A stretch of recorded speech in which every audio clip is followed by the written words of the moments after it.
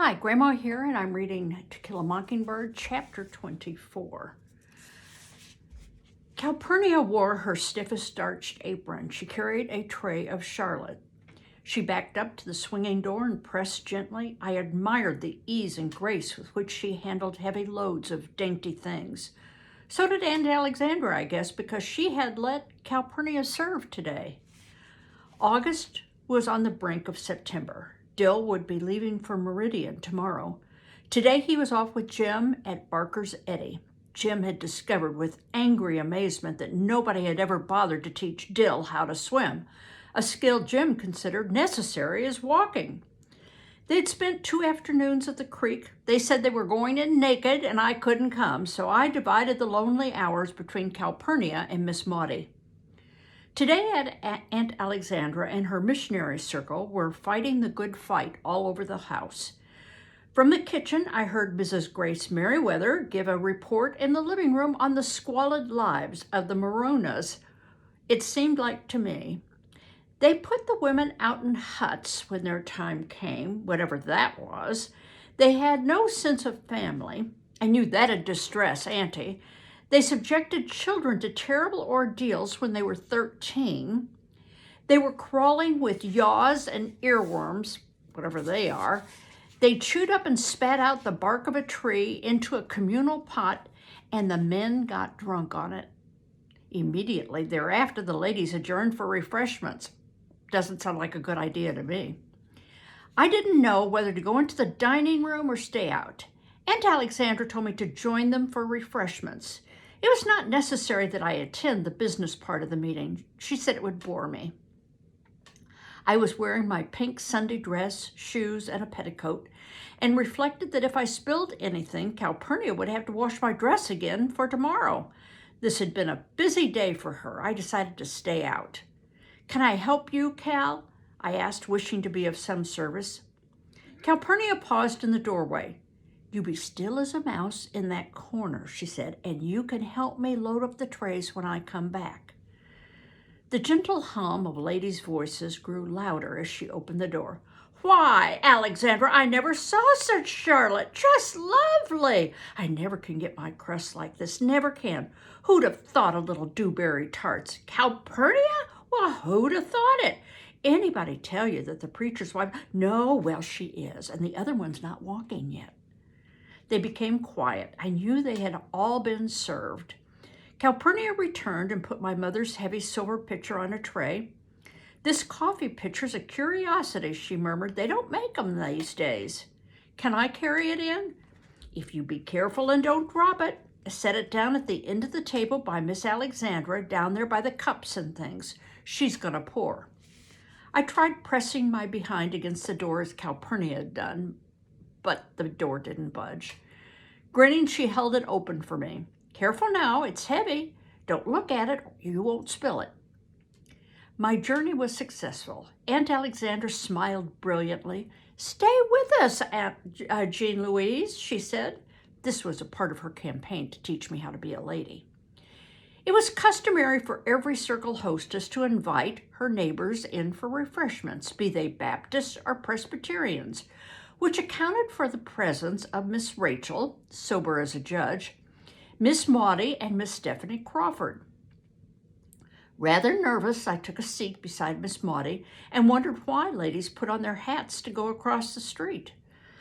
Ladies in bunches always filled me with vague apprehension and a firm desire to be elsewhere, but this feeling was what Aunt Alexandra called being spoiled. The ladies were cool in fragile pastel prints. Most of them were heavily powdered but unrouged. The only lipstick in the room was Tangy Natural. Q-Tex Natural sparkled on their fingernails, but some of the younger ladies wore rose. They smelled heavenly. I sat quietly, having conquered my hands by tightly gripping the arms of the chair, and waited for someone to speak to me. Miss Maudie's gold bridge work twinkled. "You're mighty dressed up, Miss Jean Louise," she said. "Where are your breeches today?" "Under my dress." I hadn't meant to be funny, but the ladies laughed. My cheeks grew hot, but as I realized my mistake, but Miss Maudie looked gravely down at me. She never laughed at me unless I meant to be funny. In the sudden silence that followed, Miss Stephanie Crawford called from across the room. "What you gonna be when you grow up, Jean Louise? A lawyer?" "No, Mum, I hadn't thought about it," I answered, grateful that Miss Stephanie was kind enough to change the subject. Hurriedly, I began choosing my vocation. Nurse, aviator, well, why, shoot, I thought you was going to be a lawyer. You've already commenced going to court. The ladies laughed again. "That's Stephanie's a card," someone said. Miss Stephanie was encouraged to pursue that subject. "Don't you want to grow up to be a lawyer?" Miss Maudie's hand touched mine, but I answered mildly enough, "No, just a lady." Miss Stephanie eyed me suspiciously, decided that I meant no impertinence, and contented herself with, "Well, you won't get very far until you start wearing dresses more often." Miss Maudie's hand closed tightly on mine, and I said nothing. Its warmth was enough. Mrs. Grace Merriweather sat on my left, and I felt it would be polite to talk to her. Mr. Merriweather, a faithful Methodist under distress, apparently saw nothing personal in singing. "Amazing grace, how sweet the sound that saved a wretch like me." It was the general opinion of Macomb, however, that Mrs. Merriweather had sobered him up and made a reasonably useful citizen of him. For certainly Mrs. Merriweather was the most devout lady in Macomb. I searched for a topic of interest to her. "What did you all study this afternoon?" I asked. "Oh, child, those poor Maroonahs," she said, and was off. Few other questions would be necessary. Mrs. Merriweather's large brown eyes always filled with tears when she considered the oppressed. "Living in that jungle with nobody but G. Grimes Everett," she said. "Not a white person'll go near 'em but saintly J. Grimes Everett." Mrs. Merriweather played her voice like an organ. Every word she said received its full measure. "The poverty, the darkness, the immorality. Nobody but J. Grimes Everett knows. You know, when the church gave me that trip to the campgrounds, J. Grimes Everett said to me—" "Was he there, ma'am?" "I thought—" "Home on leave. J. Grimes Everett said to me, he said, 'Mrs. Merriweather, you have no conception of what we are fighting over there.' That's what he said to me." "Yes, ma'am. He said to me, 'Mr. Everett,' I said, 'the ladies of the Macomb, Alabama Methodist Episcopal Church South are being behind you 100%. That's what I said to him. And you know, right then and there, I made a pledge in my heart. I said to myself, when I go home, I'm going to give a course on the Maroonahs and bring J. Grimes Everett's message to Macomb. And that's just what I'm doing." "Yes, ma'am." When Mrs. Merriweather shook her head, her black curls jiggled. "Jean Louise," she said, "you are a fortunate girl. You live in a Christian home with the Christian folks in a Christian town. Out there in J. Grimes Everett's land, there's nothing but sin and squalor." "Yes, ma'am." "Sin and squalor. What was that, Gertrude?" Mrs. Merriweather turned on her chimes for the lady sitting beside her. "Oh, that. Well, I always say forgive and forget. Forgive and forget.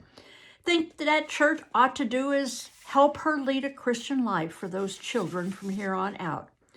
Some of the men ought to go out there and tell that preacher to encourage her." "Excuse me, Mrs. Merriweather," I interrupted.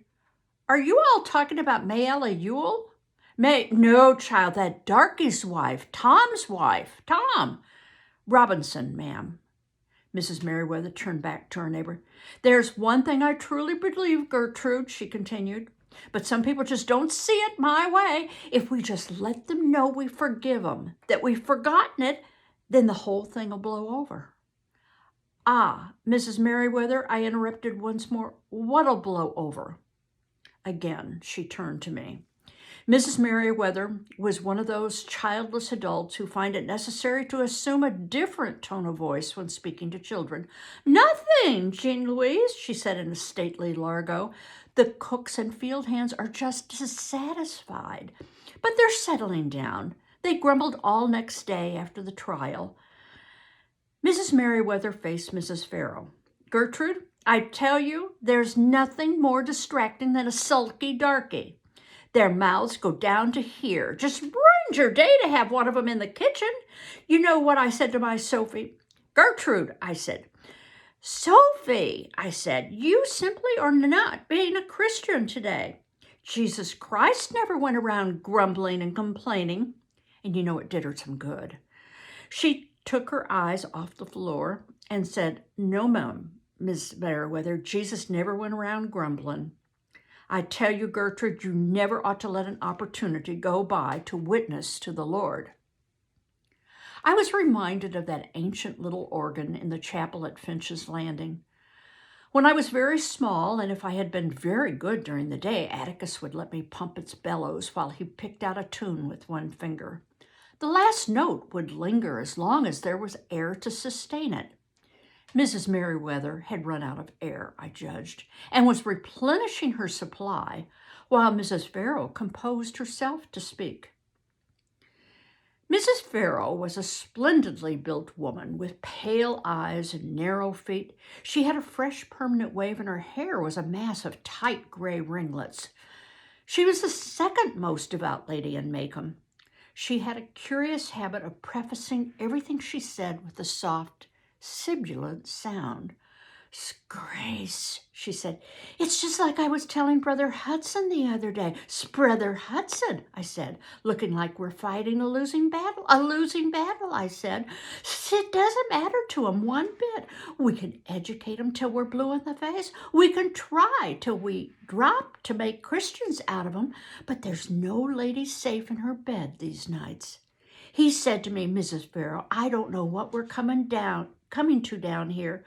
I told him that was quite a fact. Mrs. Merriweather nodded wisely. Her voice soared over the clink of coffee cups and the soft bovine sounds of the ladies munching their dainties. "Gertrude," she said, "I tell you there are some good but misguided people in this town. Good but misguided.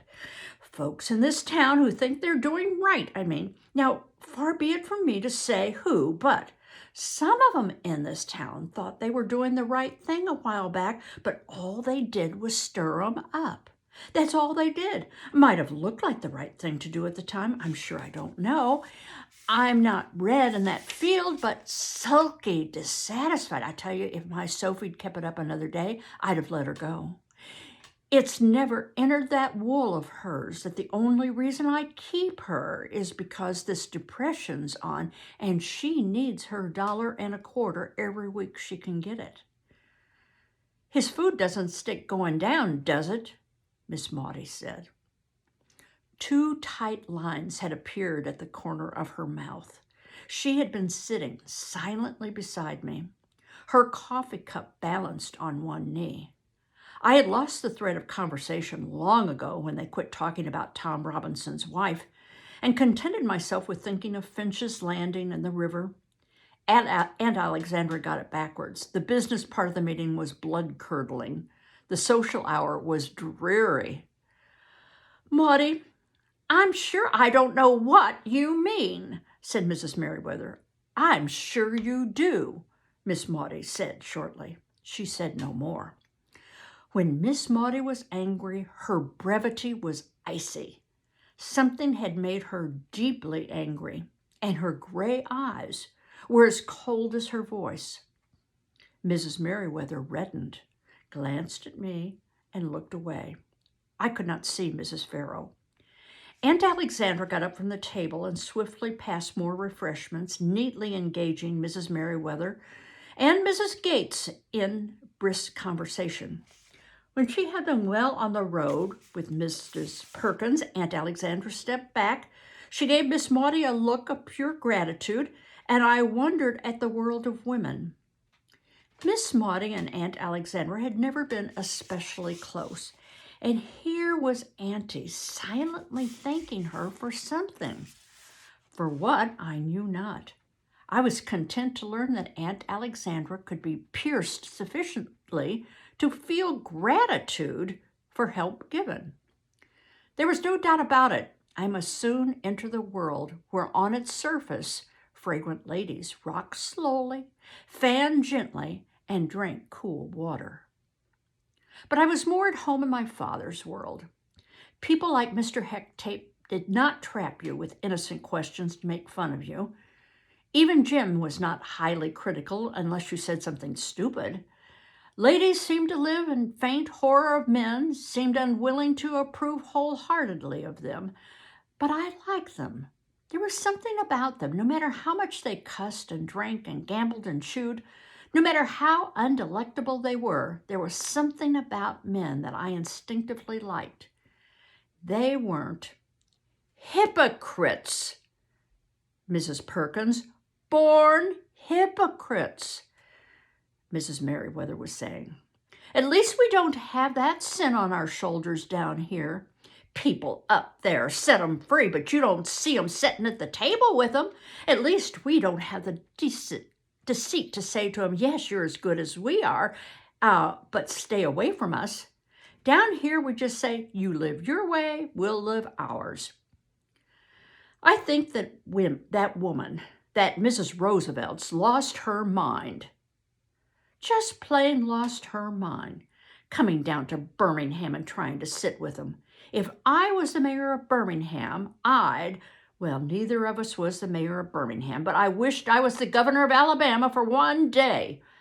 I'd let Tom Robinson go so quick the Missionary Society wouldn't have time to catch its breath. Calpurnia was telling Miss Rachel's cook the other day how bad Tom was taking things, and she didn't stop talking when I came in the kitchen. She said there wasn't a thing Atticus could do to make being shut up easier for him. That the last thing he said to Atticus before they took him down to the prison camp was, "Goodbye, Mr. Finch. There ain't nothing you can do now, so there ain't no use trying." Calpurnia said Atticus told her that the day they took Tom to prison, he just gave up hope. She said Atticus tried to explain things to him, and that he must do his best not to lose hope because Atticus was doing his best to get him free. Miss Rachel's cook asked Calpurnia, why didn't Atticus just say, yes, you'll go free, and leave it at that? Seemed like that'd be a big comfort to Tom. Calpurnia said, because you ain't familiar with the law. First thing you learn when you're in a law and family is that there ain't any definite answer to anything. Mr. Finch couldn't say something so when he didn't know for sure it's so. The front door slammed and I heard Atticus's footsteps in the hall. Automatically, I wondered what time it was, not nearly time for him to be home, and on Missionary Society days, he usually stayed downtown until black dark. He stopped in the doorway. His hat was in his hand, and his face was white. "Excuse me, ladies," he said. "Go right ahead with your meeting. Don't let me disturb you. Alexandra, could you come to the kitchen a minute? I want to borrow Calpurnia for a while." He didn't go through the dining room, but went down the back hallway and entered the kitchen from the rear door. Aunt Alexandra and I met him. The dining room door opened again, and Miss Maudie joined us. Calpurnia had half risen from her chair.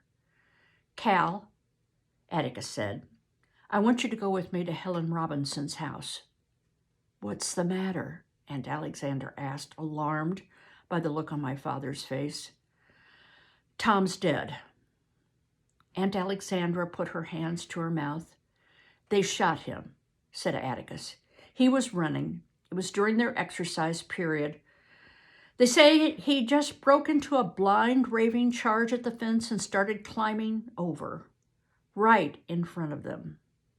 "Didn't they try to stop him? Didn't they give him a warning?" Aunt Alexandra's voice shook. "Oh, yes, the guards called to him to stop. They fired a few shots in the air and then to kill. They got him just as he went over the fence. They said if he'd had 2 good arms, he'd have made it. He was moving that fast. 17 bullet holes in him. They didn't have to shoot him that much. Cal, I want you to come out with me and help me tell Helen. Yes, sir, she murmured, fumbling at her apron. Miss Maudie went to Calpurnia and untied it.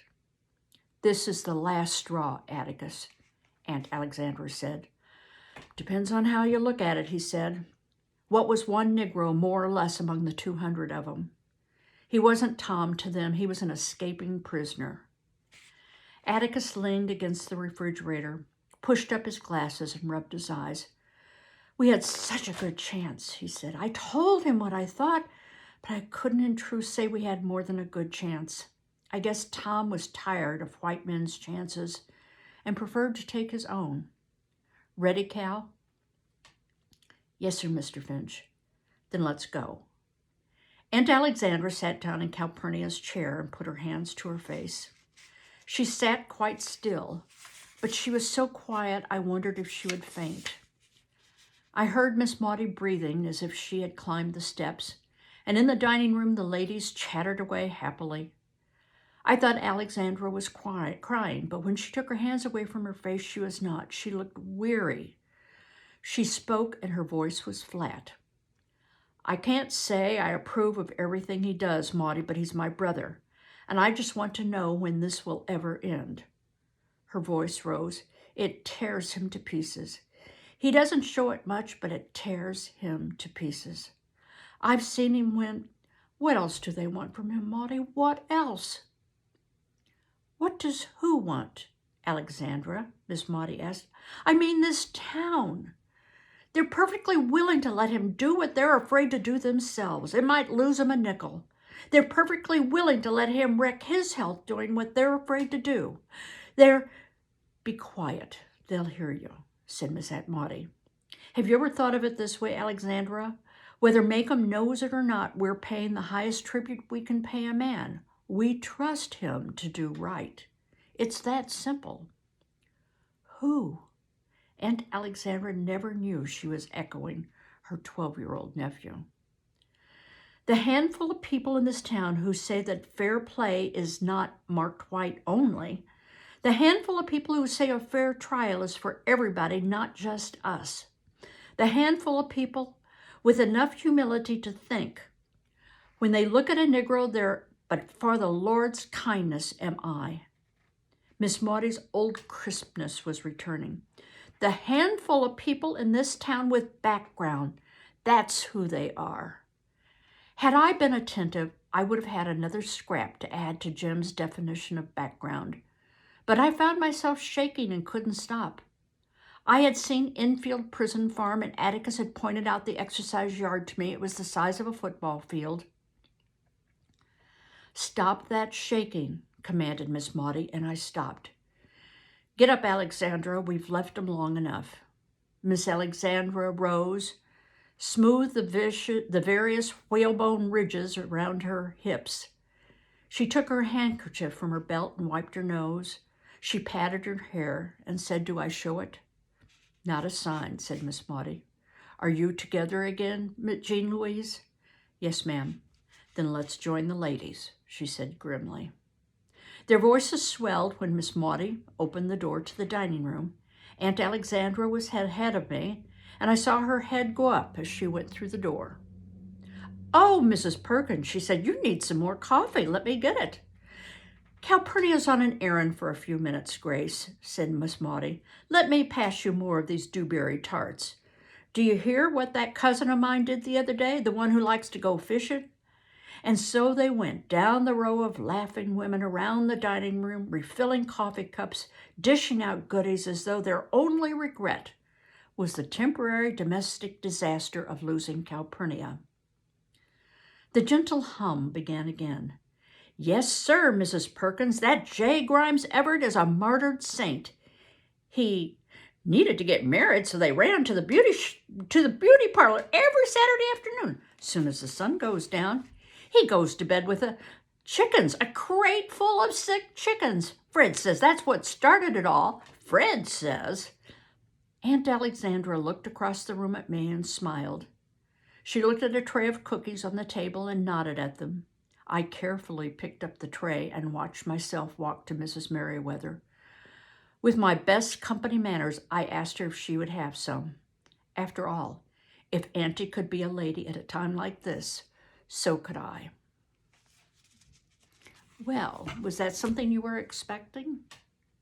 It was. I didn't expect it. Maybe we'll find out later in the chapter if the town has changed their ideas any after Tom's death. Bye-bye.